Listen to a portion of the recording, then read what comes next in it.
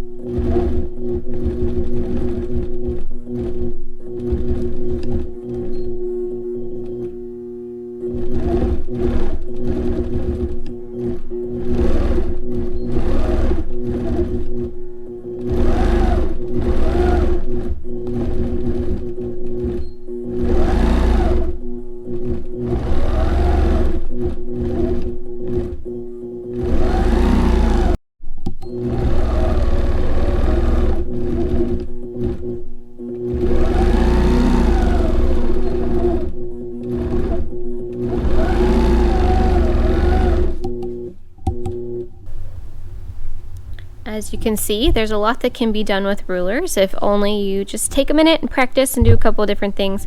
One good curved ruler and one good straight ruler can take you pretty far for some different design concepts that you want to practice and to do. This one we were just doing some arches, and I went ahead and did some fills because it's easier to travel and gives more contrast, and then you can also, you know, fill more underneath if you want. Add some feathers, add some piano keys, add some different things that are going to give it a little bit more depth and a little bit more contrast. Thank you so much for joining us today on this wonderful ruler work tutorial. Be sure to share on your other social media channels and your Facebook groups and with anybody else who likes to quilt and sew. Have a wonderful day, y'all. Thanks for popping by. Happy quilting. Bye.